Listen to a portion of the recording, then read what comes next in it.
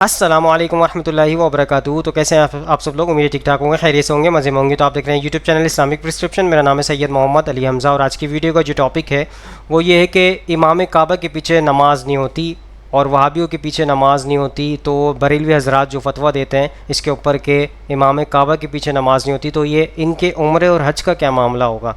کیا ان کے عمرہ اور حج بھی نہیں ہوگا اس فتوے کے مطابق کہ نماز اگر امام کعبہ کے پیچھے نہیں ہوتی؟ اور یہ کہتے ہیں یہ لوگ، ان کا عقیدہ صحیح نہیں ہے، یہ کافر ہیں، اس حوالے سے یہ فتوے اپنے جاری کرتے ہیں۔ تو آج کی ویڈیو میں اس کی حقیقت کو جاننے کی کوشش کریں گے، کیا معاملات ہیں، کچھ رائے بھی رکھوں گا علماء کرام کی اس کے اوپر آپ کے سامنے، اور قرآن کی آیات بھی رکھوں گا اس حوالے سے۔ تو چلتے ہیں سب سے پہلے ان کی بریلوی حضرات کے جو معاملات ہیں اس کے اوپر، ان کا کیا کانسیپٹ ہے، اس کو سمجھتے ہیں وہ کیا کہنا چاہتے ہیں اور کیا معاملات ہیں۔ تو اسٹارٹ کرتے ہیں ویڈیو کو۔ سب سے پہلے مدنی چینل کا موقف لیتے ہیں، وہ کیا کہتے ہیں۔ یہاں پہ کہتے ہیں کہ بریلوی مسلک کے پیچھے ہم نماز پڑھتے ہیں، دوسرے مسلک کے پیچھے ہم نماز ہماری نہیں ہوگی۔ تو جب حج پہ جو لوگ جاتے ہیں وہاں پر تو سب جو ہے یعنی کہ اہل حدیث ہوتے ہیں، تو ان کے پیچھے کس طریقے سے ہو؟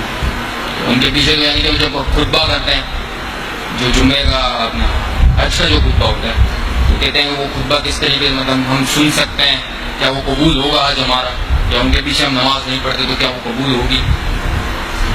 دیکھیں، حج میں جو معاملہ ہے نا، حج انفرادی عبادت، اجتماعی عبادت نہیں ہے نماز کی طرح۔ حج کا رکن اعظم جو وقوف عرفہ ہے نا، وہ صرف وقوف ہے، لمحہ بھر کے لیے بھی حالت ایمان میں جس نے یہاں تک کہ وقوف عرفہ کے یہاں حج ہو گیا، تو وقوف عرفہ کے لیے خطبہ سننا یہ لازمی نہیں ہے۔ عرفات کے میدان میں جا کے سو جائے، مسلمان ہونا چاہیے، اس کا حج ادا ہو گیا۔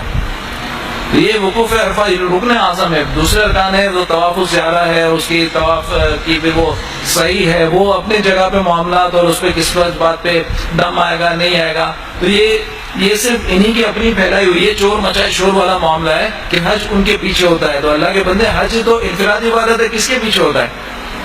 سب اپنا اپنا وقوف عرفہ کرتے ہیں، اس کے اندر کوئی ایسی بات نہیں ہے کہ اجتماعی عبادت ہو یا اس کے پیچھے کوئی نماز پڑھنا لازم ہو، ایسا بالکل نہیں ہے۔ اگر اللہ تعالیٰ میں بار بار سعادت دے وہاں جانے کی تو، اور جلد از جلد ان کا بھی خاتمہ ہو وہاں سے، تو جب تک یہ ہے تو تب تک ان کے پیچھے ان کی ابتدا میں کوئی نماز نہیں پڑھنی چاہیے۔ دوستو، آپ کے سامنے میں نے ان کا موقف پیش کیا، انہوں نے آپ کے سامنے موقف رکھ دیا ہے کہ جو ہے حج جو ہے ایک انفرادی عمل ہے، اور اس کے اندر آپ جو ہے ان کے پیچھے ضروری نہیں ہے آپ نماز پڑھیں، اور ان کے پیچھے جو ہے انہوں نے کہا کہ نماز نہیں ہوتی ہے، تو آپ ان کے ابتدا کے اندر نماز نہیں پڑھ سکتے۔ تو یہ موقف آپ کے سامنے میں نے پیش کر دیا، اور اتنی بڑی سعادت آپ کو حاصل ہو کہ آپ جو ہے اللہ کے گھر جائیں اور نبی کریم صلی اللہ علیہ وسلم کی مسجد نبوی میں جائیں، اور وہاں پہ جا کے بھی آپ جماعت سے نماز نہ پڑھ سکے، اس سے زیادہ بڑی محرومی کیا ہو سکتی ہے؟ اور وہ جو اس کے اوپر حدیثیں موجود ہیں کہ 1,00,000 نماز کا ثواب ملتا ہے باجماعت حرم مکہ کے اندر نماز پڑھنے سے، اور حرم مدینہ کے اندر نماز پڑھنے سے باجماعت 50,000 نمازوں کا ثواب ملتا ہے۔ تو وہ جو حدیث ہے، کیا اس حدیث کو آپ غلط سمجھتے ہیں؟ کیونکہ وہ تو حدیث قیامت تک کے لیے ہے، تو اس کے اندر تو کوئی ایسے الفاظ نہیں ہے، آپ جب بھی نماز پڑھیں گے آپ کو نماز کا ثواب ملے گا، تو اس کا مطلب یہ ہے کہ نماز آپ کی قبول ہوگی جبھی تو وہ حدیثیں ہیں، وہ ایسے تھوڑی نہیں ہے معاملات کہ آپ جو ہے اپنی طور پہ آپ اپنے ایک مائنڈ بنا لیا کہ بھائی ایسا نہیں ہوگا، اس کے پیچھے نماز نہیں ہوگی، اس کے پیچھے نماز نہیں ہوگی۔ یہ مسئلے مسائل جو پیدا ہوتے ہیں یہ فرقہ واریت کی وجہ سے ہوتے ہیں، اور فرقہ واریت کے اندر یہ مولویوں کو بس ایک باؤنڈری کے اندر ہی سکھایا جاتا ہے یہ سب کچھ، اور یہی سب کچھ گا رہے ہوتے ہیں، بول رہے ہوتے ہیں، اور ایسی ہی باتیں کر رہے ہوتے ہیں، کوئی دلائل ان کے پاس موجود نہیں ہوتے اس کے اوپر۔ آگے آپ کے سامنے رکھیں گے کہ بدعقیدہ وہ وہابی کیوں ہیں، وجہ کیا ہے کہ ان کے پیچھے نماز نہیں ہو سکتی۔ آگے آپ کے سامنے یہ ایک اور چیز رکھنے کی کوشش کریں گے، آگے موقف لیتے ہیں، یہ بھی بریلوی علماء ہیں، ان کا موقف لیتے ہیں، وہ کیا کہتے ہیں۔ امام کعبہ کے پیچھے نماز نہیں ہوتی۔ کوئی کہے کہ بھائی وہ کعبے کا امام ہے، اب اس کے پیچھے بھی نماز نہیں ہوگی، اگر وہ غلط ہوگا تو پھر اللہ تعالیٰ نے اس کو کعبے کا مسلح کیوں؟ یہ پرانے کسی پٹے سرازات کے جوابات علماء بارہا دے چکے ہیں کہ بھائی معاملہ یہ ہے کہ کسی بھی جگہ پر قابض ہو جانا اہل حق ہونے کی علامت نہیں، وگرنہ آپ کا جو قبلہ اول بیت المقدس ہے وہ اسرائیلیوں کے قبضے میں، تو کیا کہیں گے یہودی حق پر ہے اور پھر آپ تاریخ کعبہ اٹھا کر کے دیکھیں 25 بار ایسا ہوا ہے کہ کعبے کے مصلی پر ایک ایسا بندہ شیعوں تک کی امامت کعبے کے مصلی پر ہوئی ہے، تو کیا کہا جائے گا کہ پھر وہ درست ہوئے، ان کا دعویٰ ہوگا وہ درست ہوئے. تو ایسا نہیں ہے جبرن قابض ہو جانا اہل حق ہونے کی دلیل نہیں ہے. 360 بت کعبے میں رکھے رہے 550 وہ بت حق پر تھے جو اللہ نے کعبے میں ان کو رہنے دیا. تو یہ فضول کی بات ہے کہ جی اگر وہ غلط ہوتے تو اللہ انہیں رہنے کیسے دیتا، اور وہ رہتے کیسے. پھر ہم کہیں کشمیر میں جو بھارتی قابض ہیں اگر وہ غلط ہوتے تو قابض ہوتے ہی کیوں؟ یہ عجیب سی بات ہے. ہاں اب یہ سوال کہ نماز کیوں نہیں ہوتی، تو بھائی اس کے لیے امام کا جو عقیدہ ہے وہ درست ہونا ضروری ہے. اور امام کا عقیدہ درست کیسے ہے؟ میں آپ سے سمپل سی بات، میں ان عقائد کی طرف نہیں جانا، سر سی بات کروں گا. آپ کے کسی عزیز کی کسی رشتہ دار کی قبر ہے اور اس رشتہ دار کی قبر کو برابر کر دیا کسی بندے نے، مسمار کر دیا، اس کے پیچھے نماز پڑھیں گی؟ جنت البقیع میں 10,000 صحابہ کرام کی قبروں پر بلڈوزر چلا دیا گیا، پھر بھی ہم کہیں کہ جی وہ حق پر ہے. صحابہ کرام جناب مسجد قباء کے باہر جو قبرستان تھا، میری جو سیکنڈ لاسٹ حاضری تھی اس میں جب میں گیا تھا تو وہاں کے حرم نے بتایا مجھے کہ یہاں پر کھدائی کی ہے اور کرینوں کے ذریعے تازہ لاشیں نکالیں، اور ان کو پتہ نہیں کہاں منتقل کر دیا. آج مسجد قباء کے سامنے پلین بہت بڑا سا گراؤنڈ بنا دیا، قبروں کو بلڈوز کر دیا، نام و نشان مٹا دیا. پھر یہ بات کی جائے تو کہا جی وہ شرک کو مٹا رہا ہے. اور ظالموں، اگر ایک قبر بنی ہے تو اس میں کون سا شرک ہو رہا ہے؟ کون سے شرک ہے؟ مجھے بتائیں. ایک قبر ہے مسلمانوں کا قبرستان، اس کو بلڈوزر چلانا، یہ کون سا شرک ہے؟ یہ ایک بات ہے. اس کے علاوہ 20 ایسی خواصتیں ہیں جس کے تناظر میں یہ بات بالکل طے شدہ ہے. اور اگر کسی کو پھر بھی بات سمجھ میں نہ آئے تو محمد بن عبد الوہاب نجدی کی کتاب التوحید ہے، اس کا اردو ترجمہ ملتا ہے، اس کو پڑھیے آپ. اس میں ان کے وہابیوں کے عقائد لکھے ہیں. جس محمد بن عبد الوہاب نجدی کو یہ لوگ اپنا مقتدا مانتے ہیں، جس کا نظریہ بھی سعودیہ میں رائج ہے، اس ابن عبد الوہاب نجدی کو پڑھیں تو آپ کو پتا ہوگا ننگی گالی اس نے اپنی کتاب میں دی ہے. اور یہ سارے اس کو فالو کر کے اس کو اپنا بڑا اپنا امام اپنا مقتدا مانتے ہیں. اور توصیف الشیطان جب اس کا نام لیتا ہے تو رحمۃ اللہ علیہ پتہ نہیں کیا کیا بول رہا ہوتا ہے. تو اس لیے ایسے لوگوں کے پیچھے نماز نہیں ہوگی جن کے عقائد درست ہیں. سو دوستو، آپ کے سامنے میں نے ان کا بھی موقف پیش کر دیا. انہوں نے کہا کہ ایسے عقیدے رکھنے والوں کے پیچھے نماز نہیں ہوگی. وہ عقیدہ کیا گڑبڑ کہاں پر ہے؟ وہ یہ ہے کہ جب یہ لوگ نافذ ہوئے تو انہوں نے جو ہے صحابہ کرام کی جو ہے قبریں تھیں ان کو جو ہے لیول میں کر دیا، ایک برابر کر دیا. تو حدیث کے مطابق کر دیا. نبی کریم صلی اللہ علیہ وسلم نے کہا تھا حضرت علی کو کہ جو بھی قبر جو ہے ایک بالش سے اوپر ہو اس کو جو ہے ایک برابر کر دو. تو وہ تو ترکی جو دور میں تھے، ان کے ہاتھ میں جب حرم تھا ان کے ہاتھ میں، تو وہاں پہ انہوں نے مزارات بڑے بڑے بنا دیے تھے اور قبروں کو عمارتوں کی شکل دینا شروع کر دی تھی. تو اس کے بعد جب ان کی سعودی گورنمنٹ جب آئی یہاں پہ نافذ ہوئی، تو اس کے بعد انہوں نے جو بھی ایسی قبریں تھیں جس کے اوپر عمارت بنی ہوئی تھی، جس کے اوپر مزارات بنے ہوئے تھے، اس کو جو ہے ایک لیول کر دیا. وہ حدیث کے مطابق کیا انہوں نے. تو اس میں تو کوئی ایسی بات نہیں ہے کہ اس کو جو ہے زیادہ وہ معاملات ہو گئے اور ایسا کر دیا اور ویسا کر دیا، بلڈوزر چلا دیا. تو بھائی تھوڑا سا ایمان لانے کی کوشش کریں. کم علمی کی وجہ سے یہ معاملات پیش آتے ہیں. جب حدیث موجود ہے، نبی کریم صلی اللہ علیہ وسلم کا فرمان موجود ہے کہ قبروں کو پکا مت کرو، قبروں پہ عمارت نہ بناؤ. اور دیکھ لیں پاکستان کے اندر، ہندوستان کے اندر کیا حال ہے قبروں کا. اب آپ دیکھیں قبرستان میں جائیں گے آپ، ہر جگہ ماربل لگا ہوا ہے، پکی قبریں بنی ہوئی ہیں اور اتنی اونچی اونچی قبریں بنی ہوئی ہیں کہ بس آپ دیکھ لیں.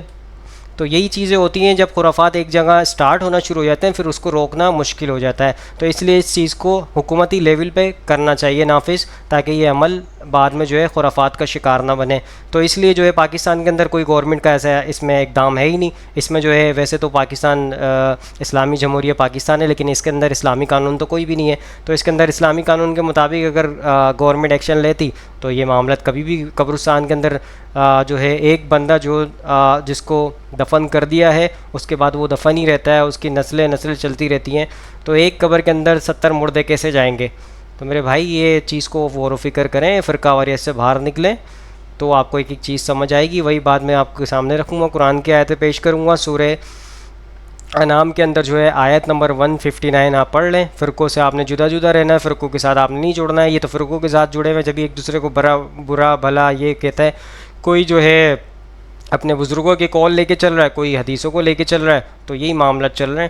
اور سورہ روم کے اندر بھی یہی ہے کہ فرقوں سے جدا جدا رہنا ہے. آیت نمبر 32 کے اندر ترجمے سے پڑھ لیں، آپ کو پتہ چل جائے گا.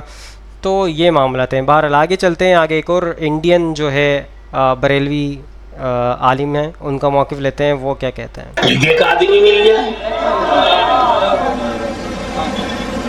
اس کا بھی مجھے تجربہ ہوا.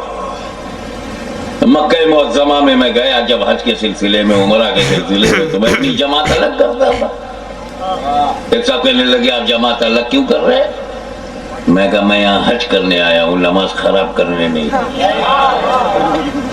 یہ حج یہیں ہوگا, نماز تو انڈیا میں بھی مل جائے گی, حج انڈیا میں نہیں ملے گا. تو جو یہاں ہے وہ پرفیکٹ ہونا چاہیے, پیور ہونا چاہیے, اور جو میرے ساتھ انڈیا تک چلے گا وہ تو نماز انڈیا ہے, روزہ بھی انڈیا میں ہے, زکوٰۃ بھی انڈیا میں, وہ ہم دیکھ لیں گے, یہاں برباد کرنے نہیں آئے. بتاؤ عثمان کے قاتل کے پیچھے صحابہ نے نماز نہیں پڑھی؟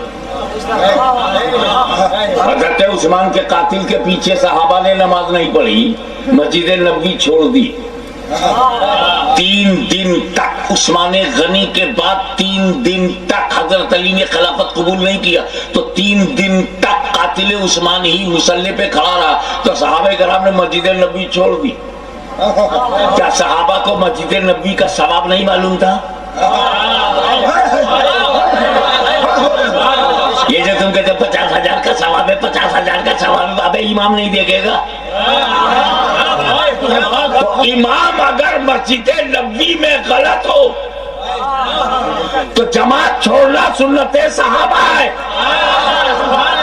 یہ تو سنیوں کا مقدر ہے جو سنت صحابہ پہ عمل کر رہے ہیں. سو دوستو آپ کے سامنے میں نے ان کا بھی موقف رکھ دیا. ان کا نام ہے سید ہاشمی صاحب ہیں اور انڈیا میں بڑے فیمس ہیں. تو یہ کہہ رہے ہیں کہ جب بھی میں وہاں پہ حج کے دوران گیا تو میں اپنی جماعت کرا رہا تھا وہاں پہ. تو یہ ان کا موقف بریلوی حضرات کا, اور ان کا موقف اس کے اندر جو ہے مدنی منع ہیں فیضان مدینہ والے, ان کا بھی یہی موقف ہے. وہ اپنی جماعت الگ سے کراتے ہیں جب بھی وہاں جاتے ہیں. یہ کٹر قسم کے جو بریلوی ہیں وہاں پہ الگ ہی جماعت کراتے ہیں. باقی جو نارمل قسم کے بریلوی ہیں وہ تو امام کے پیچھے نماز پڑھ لیتے ہیں وہاں پہ. اور اس کے اوپر آیت موجود ہے قرآن کی, میں آپ کے سامنے رکھوں گا. یہ جو الگ جماعت کراتے ہیں اور یہ جو کہتے ہیں کہ وہ جو ہے امام کعبہ کے پیچھے نماز نہیں ہوتی, میں اس کے اوپر قرآن کی آیت پیش کروں گا سورہ انفال سے. بہرحال آگے پہلے پہ موقف لے لیتے ہیں رضوی صاحب کا, وہ کیا کہتے ہیں اس حوالے سے. اکثر لوگ نماز کسی بھی مسجد اور کسی بھی امام کے پیچھے پڑھتے ہیں, کیا یہ جائز ہے؟ بالکل جائز نہیں ہے. سنی امام دیکھنا چاہیے. بدعقیدہ وہابی کے پیچھے نماز نہیں ہوتی, اس لیے کہ اس کے بعد ایمان ہی نہیں ہے. اور اس کی دلیل میں بارہا کئی جلسوں میں دے چکا ہوں, پتہ نہیں اللہ جانے کب ہماری قوم کو سمجھ میں آئے گا. امام حسین کا ہم نام لیتے مگر امام حسین کی سیرت ہی نہیں دیکھتے. 22,000 یزیدیوں کے پیچھے کربلا میں امام نے نماز نہیں پڑھی. 72 لوگوں کے ساتھ الگ جماعت بنائی اور درس دیا کہ بڑی جماعت مت دیکھو, امام کا عقیدہ دیکھو. امام صحیح ہے تو پڑھو ورنہ چھوڑ دو. تو بڑی جماعت کا روب مت دکھائیں کوئی. تو بہرحال چاہے وہ حرم کا اور مدینے کا امام کیوں نہ ہو, اس کے پیچھے بھی نماز نہیں ہوتی اگر عقیدہ گندا ہے تو. کیونکہ مدینے میں بہت سارے بدعقیدوں نے بھی کسی زمانے میں نماز پڑھائی ہے. میں اس تعلق سے ایک آپ کو روایت سنا بھی دیتا ہوں, بڑی پیاری روایت ہے. حضرت عثمان غنی کی شہادت ہوئی, بلوائیوں نے قبضہ کر لیا. بلوائی کون تھے؟ عثمان غنی کے قاتل. مسجد نبوی میں بلوائیوں کا امام نماز پڑھاتا ہے. لوگ حضرت علی کے پاس آئے, کہا کہ آپ کیا حکم دیتے ہیں, ہم بلوائیوں کے امام کے پیچھے نماز پڑھ لیں جو حضرت عثمان کے قاتل ہیں؟ تو مولا کائنات نے کہا اس زمانے کے لیے میں نے رسول اللہ کی حدیث سنی ہے کہ سرکار نے ارشاد فرمایا کہ اگر ایسا وقت آئے کہ میرے مصلی پر ظالم مسلط ہو جائے تو آئے علی تو گھر میں نماز پڑھنا, اللہ تجھے جماعت کا ثواب عطا کرے گا. تو وہ تو عثمان کے قاتل تھے, یہ تو کم بخت ایمان کے قاتل ہے. یہ تو اس سے برے ہیں, اس سے بدتر ہے. یہ تو ان کے پیچھے نہیں ہوں گی. سو دوستو آپ کے سامنے میں نے رضوی صاحب کا موقف رکھ دیا. اس حوالے سے یہ بھی انڈیا کے جو ہے عالم ہے اور ان کا موقف آپ کے سامنے رکھا. اس حوالے سے انہوں نے بتا دیا کہ آپ کو ان کے پیچھے نماز نہیں ہوگی کیونکہ بدعقیدہ ہیں, اور پرانی انہوں نے ایک روایت پیش کی ہے, اس کی کوئی دلائل موجود نہیں ہے. ایسی کوئی حدیث انہوں نے نمبر وغیرہ کچھ بھی دلائل دیے نہیں اس حوالے سے. تو میں آپ کے سامنے یہ رکھنا چاہوں گا قرآن کی آیت اس حوالے سے کہ جو یہ کرتے ہیں معاملات وہاں جا کے کہ نماز علیحدہ سے کرواتے ہیں اپنی جماعت, اور کہتے ہیں کہ وہ جو ہے نافذ ہو گئے ہیں, وہ زبردستی انہوں نے قبضہ کر لیا ہے حرم کے اندر, حرم مکہ حرم مدینہ کے اوپر جو ہے انہوں نے زبردستی قبضہ کیا ہوا ہے. تو اس کے اوپر سورہ سورہ انفال کی آیت نمبر ہے 34. لیکن اب کیوں نہ وہ ان پر عذاب نازل کرے جبکہ وہ مسجد الحرام کا راستہ روک رہے ہیں، حالانکہ وہ اس مسجد کے جائز متولی نہیں ہے. اس کے جائز متولی تو صرف اہل تقوی ہی ہو سکتے ہیں، مگر اکثر لوگ اس بات کو نہیں جانتے. تو آپ کے سامنے پتہ چل گیا، آپ کو اس بات کا علم ہو گیا کہ جو ہے جو یہ لوگ روکتے ہیں، آپ کس طرح روکتے ہیں یہ لوگ، آپ کو پتہ ہی کس طرح روکتے ہیں کہ جو ہے امام کے پیچھے نماز نہیں ہوتی، امام کعبہ کے پیچھے نماز نہیں ہوتی. تو یہ روکنا ہو گیا ایک طریقے سے، یہ نماز سے روک رہے ہیں، تو مطلب آپ کو وہاں جانے سے روک رہے ہیں کہ بھائی ادھر آپ کو نماز نہیں پڑھنی ہے، علیحدہ سے جماعت کرانی ہے. تو یہ بد نصیب لوگ ہیں جن کو جو ہے وہاں جا کے بھی ایک آپ کو ایک موقع ملا ہے، وہاں جا کے بھی آپ نماز نہیں پڑھ لے با جماعت. تو اسی کے آگے ایک اور آیت ہے اور میں آپ کے سامنے رکھتا ہوں. اس کے آگے ہے آیت نمبر 35، سورہ انفال کی آیت نمبر 35 کے اندر اللہ تعالیٰ کیا فرماتے ہیں؟ وَمَا كَانَ صَلَاتُهُمْ عِنْدَ الْبَيْتِ إِلَّا مُكَاءً وَتَصْدِيَةً فَذُوقُوا الْعَذَابَ بِمَا كُنْتُمْ تَكْفُرُونَ. بیت اللہ کے پاس ان لوگوں کی نماز کیا ہوتی ہے؟ بس سیٹیاں بجاتے اور تالیاں پیٹتے ہیں. بس اب لو اس عذاب کا مزہ چکو اپنے اس انکار حق کی پاداش میں جو تم کرتے رہے ہو. اب دیکھ لیں بیت اللہ کے اندر یہ جاتے ہیں وہاں پہ اور اپنی جماعت کراتے ہیں، تو ان کی نماز کیسے ہے؟ بس سیٹیاں بجاتے اور تالیاں بجاتے ہیں. تو اب عذاب کے لیے مزہ چکنے کے لیے تیار ہو جاؤ. تو یہ معاملات آپ کے سامنے میں نے سورہ انفال کی آیت نمبر 34 اور 35 میں نے اس حوالے سے رکھ دی ہے. اس پہ آپ ریسرچ کر لیں جا کے. جو یہ الگ سے جماعتیں کراتے ہیں نا، وہ یہی معاملات ہیں. تو اللہ تعالیٰ نے ایک جو ہے نافذ کیا ہوا ہے اسلام کے اندر، ہر چیز کی ایک بیلنس کیا ہوا ہے. تو یہ سارے معاملات جو ہے اللہ تعالیٰ کی طرف سے ہیں. اور حدیثوں پہ آپ جو کہتے ہیں کہ وہ ثواب بھی ہے، 1,00,000 نمازوں کا ثواب ہے وہاں پہ پڑھنے کا، تو آپ کے لیے وہ حدیث آپ کے سامنے آ گئی نا. اب آپ جا کے وہاں پہ نماز پڑھیں گے تو آپ کو 1,00,000 نمازوں کا ثواب ملے گا. یہ حدیث جھوٹی آپ کہہ نہیں سکتے کہ آپ یہ بولیں کہ یار یہ حدیث تو جھوٹی ہو گئی اب، کیونکہ وہاں پہ تو وہ جو ہے جن کا عقیدہ ہی صحیح نہیں ہے وہ تو کافر لوگ وہاں پہ نافذ ہو گئے ہیں. تو اب یہ جو حدیث ہے یہ جو ہے اس پہ جو ہے آپ کو ثواب نہیں ملے گا. تو آپ یہ کبھی بھی نہیں بول سکتے اس طرح کے معاملات میں. تو اس چیز کو سمجھنے کی ضرورت ہے، اس میں جو ہے عمل پیرا ہونا چاہیے. آپ تھوڑے سے اصل میں فرقہ واریت کا ہی مسئلہ ہے، اس کے اندر آپ دبے ہوئے ہیں، آپ ایک باؤنڈری کے اندر ہیں. باؤنڈری کراس کریں گے، ہر ایک مولوی کو سنیں، ہر ایک کی جو ہے دلائل سنیں، اس کو چیک آؤٹ کریں قرآن و حدیث سے، تو آپ کو پتہ چلے گا کیا معاملات حق پہ ہیں کیا معاملات نہیں ہیں. اگر آپ بریلوی ہیں تو آپ بریلوی کے اندر ہی انہیں آگے پیچھے بریلویوں کے آس پاس ہی رہو گے، تو وہی چیزیں پڑھتے رہو گے، وہی سیکھتے رہو گے. آپ کو پتہ کیسے چلے گا کہ بھائی حق کیا ہے اور باطل کیا ہے؟ دوسروں کو بھی سنو تاکہ پتہ چلے بھائی آپ کو حق کیا ہے اور باطل کیا ہے. تو بہرحال آگے چلتے ہیں. انجینئر محمد علی مرزا صاحب کا موقف لیتے ہیں اس کے اوپر، وہ کیا کہتے ہیں. وہ انڈیا میں ایک وہ جھوٹا انسان آج کل انہوں نے اٹھایا بریلویوں نے، فاروق رضوی. وہ روایتیں عجیب و غریب اکٹھی کر کر کے تو بیان کر رہا ہوتا ہے. یہ فاروق رضوی کو بھی میں یہ علمی طور پر جواب دے رہا ہوں، اینٹی وینم، کہ میرے بھائی اس کو بھی پڑھ. یہ بھی چیزیں موجود ہیں کہ ابن عمر کا اگر وہ قول ہے نا خوارج کے بارے میں تو یہ بھی موجود ہے، جو میں نے اپنے اس ریسرچ پیپر میں واقعہ کربلا کا حقیقی پس منظر 72 صحیح الاسناد حدیث کی روشنی میں 24 نمبر پہ ڈالا ہے. اور سنن کبری البیہقی میں، سنن کبری البیہقی میں انٹرنیشنل نمبر کے مطابق 5088 نمبر ہے کہ ابن عمر خوارج کو سلام بھی کیا کرتے تھے، حالانکہ وہ اس وقت مسلمانوں کو قتل کر رہے تھے. اور ابن عمر فرمایا کرتے تھے کہ جب تک خوارج کی مسجدوں سے حی علی الصلاح حی علی الفلاح کی آوازیں آئیں گی، ہم ان اذانوں کا جواب بھی دیں گے، ان کے پیچھے نمازیں بھی پڑھیں گے، ان کے سلام کا بھی جواب دیں گے. لیکن جب ہمیں یہ کہیں گے کہ ہم اپنے مسلمان بھائیوں کو قتل کریں، پھر ہم ان کا ساتھ نہیں دیں گے. یہ ابن عمر خوارج کو بدترین مخلوق سمجھتے تھے. تو ابن عمر تو خوارج کے پیچھے نماز بھی پڑھتے تھے. کیا یہ بریلوی مکتبہ فکر کے لوگ، خصوصاً یہ فاروق رضوی جو پارٹی ہے، یہ تو لیکچر ریکارڈ کروا رہا ہوتا ہے کہ امام کعبہ کے پیچھے نماز نہیں ہوتی ہے، اور ابن عمر خوارج کے تو یہ تو خارجی ہیں. تو میں پوچھتا ہوں کہ ابن عمر تو خوارج کے پیچھے نماز بھی پڑھتے تھے، آپ ابن عمر کو نہیں مانو گے؟ اگر تم خوارج ہی سمجھتے ہو اہل حدیث کو تو نمازیں تو ان کے پیچھے پڑھو، ان کے سلام کا جواب تو دو. اور پھر جعلی روایتیں بیان کرتا ہے، کہتا ہے جی، اور حوالہ تو پیش ہی نہیں کرتے نا، سامنے بھی سارے وہ بٹ قسم کے لوگ بیٹھے ہوتے ہیں، ان کو بھی سمجھ نہیں آتی کہ ان سے پوچھے کہ یہ کہاں سے بات بیان کر رہا ہے.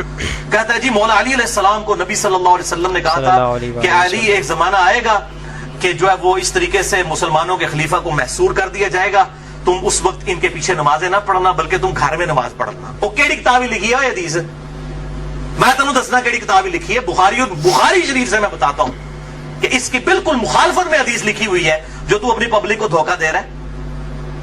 صحیح بخاری میں انٹرنیشنل نمبر کے مطابق 694 نمبر روایت ہے کہ نبی صلی اللہ علیہ وسلم نے فرمایا کہ امام تمہیں نمازیں پڑھاتے ہیں، اگر وہ صحیح نماز پڑھائیں گے تمہیں تمہارا ثواب پورا ملے گا اور ان کو بھی ملے گا، اور اگر وہ تمہیں غلط نمازیں پڑھائیں گے تو تمہیں ثواب پورا مل جائے گا. ان اماموں کی غلطیوں کا وبال انہی پر ہوگا. یہ اکثر مجھے لوگ پوچھ رہے ہوتے ہیں کہ جی بریلوی اور دیوبندی امام رفع الیدین نہیں کرتے تو غلط نماز پڑھ رہے ہوتے ہیں، تو ان کے پیچھے ہم نماز پڑھ لیا کریں. بھئی بیسک نماز کی سٹرکچر تو سب کی ایک ہی ہے، قیام کے بعد رکوع کے بعد کھڑا ہونا، ہر رکعت میں 2 سجدے، 2 سجدوں کے درمیان بیٹھنا، 2 رکعتوں کے بعد تشہد کرنا اور 4 کے بعد سلام پھیر دینا. یہ بیسک سٹرکچر تو سب کی سیم ہے. باقی رفع الیدین والا ایشو ہے. تو اگر امام رفع الیدین نہیں کرتا، آپ ضرور سنت کے مطابق رفع الیدین کریں، آپ کی نماز ہو جائے گی، امام کی غلطی کا وبال اسی پر ہوگا. اسی طریقے سے فاتحہ خلف الامام کے لیے اگر کوئی امام وقفہ نہیں دیتا قرات کرنے کے بعد رکوع سے پہلے کہ مقتدی بھی قرآن پڑھ لیں سورۃ الفاتحہ، تو اس کی غلطی کا وبال اس پہ ہے. آپ نے سورۃ الفاتحہ پڑھنا ہے کیونکہ اس کے بغیر نماز نہیں ہوتی. مسئلہ نمبر 84 میرا سن لیجیے اہل سنت پاک.com پہ. تو یہ ابن عمر رضی اللہ تعالیٰ عنہ کے بارے میں روایت وہ والی بیان نہیں کریں گے. وہ خوارج کے پیچھے نمازیں پڑھتے تھے، ان کو سلام کرتے تھے، اور صحیح بخاری کی 694 نمبر حدیث اور اگلی 695 نمبر حدیث. میں کہتا ہوں یہ دونوں کڑوی گھولی ہیں ان مولویوں کے لیے، اور یہ ساروں کے لیے، بریلوی، دیوبندی، اہل حدیث، شیعہ، جو سب اس قسم کے فتوے دیتے ہیں نا کہ ایک دوسرے کے پیچھے نماز نہیں ہوتی ہے، ان کے لیے یہ کڑوی گولی ہیں.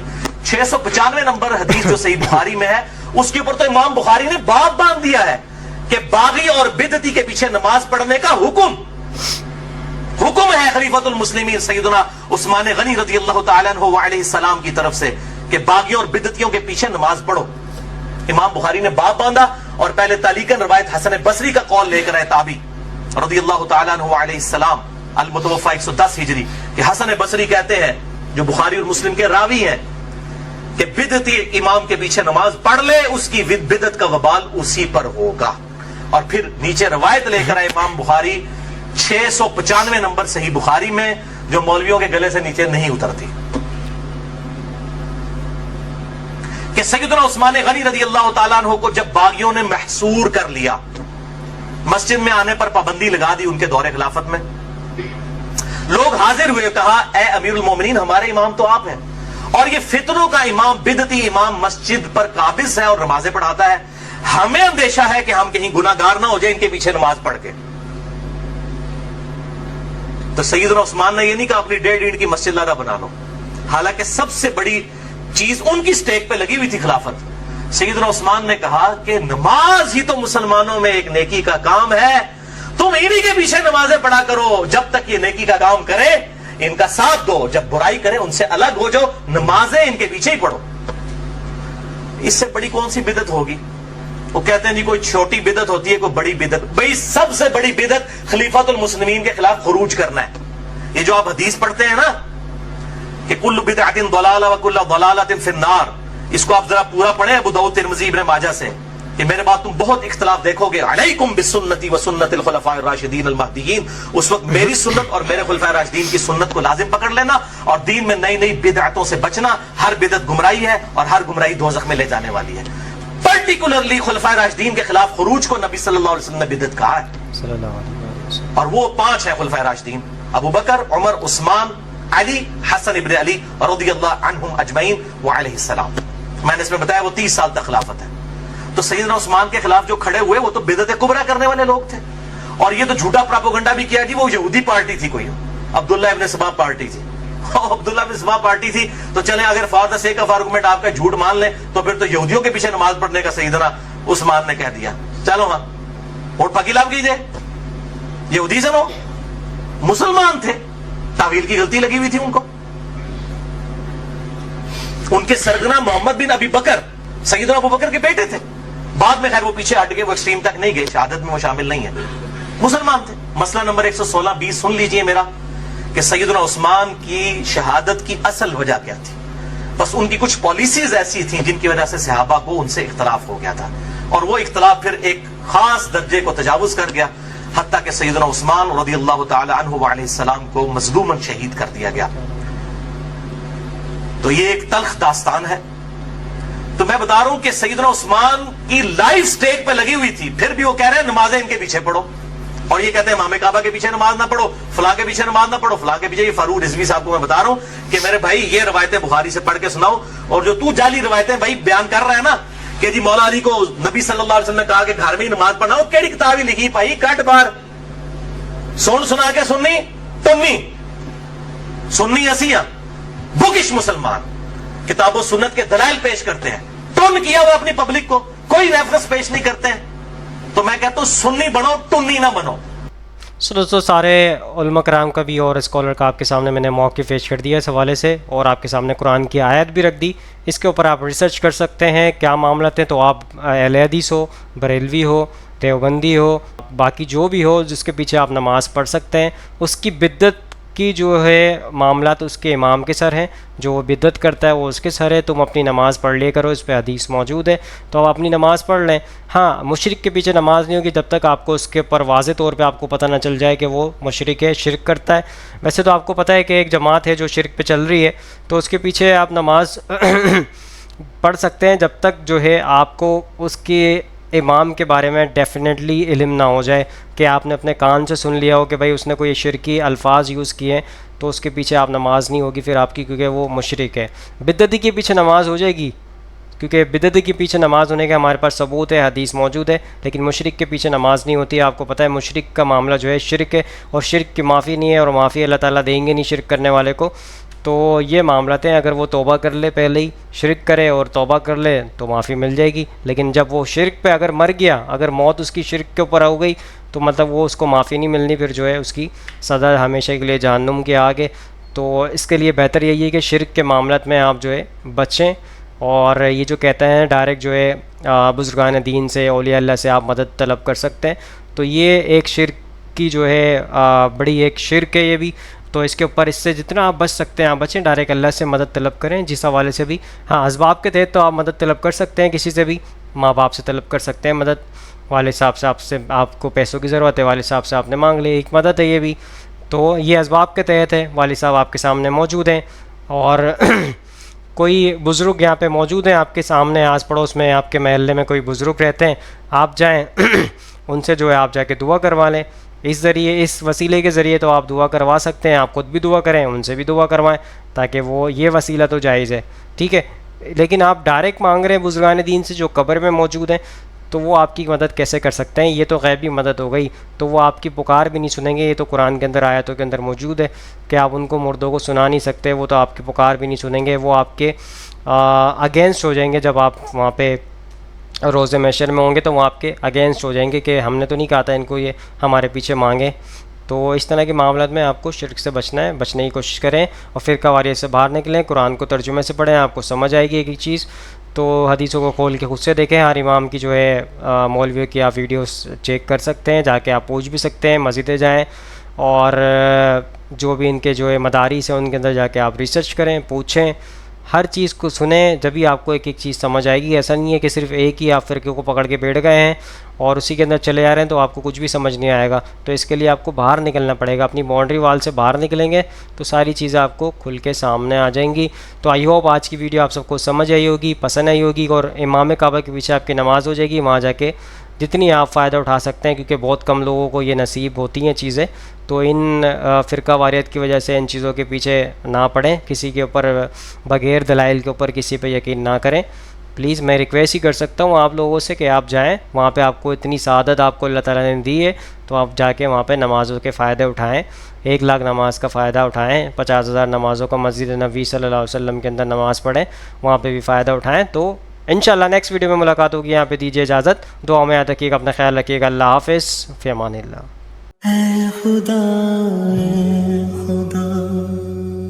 जिसने की जुस्तजू मिल गया उसका तू सबका तू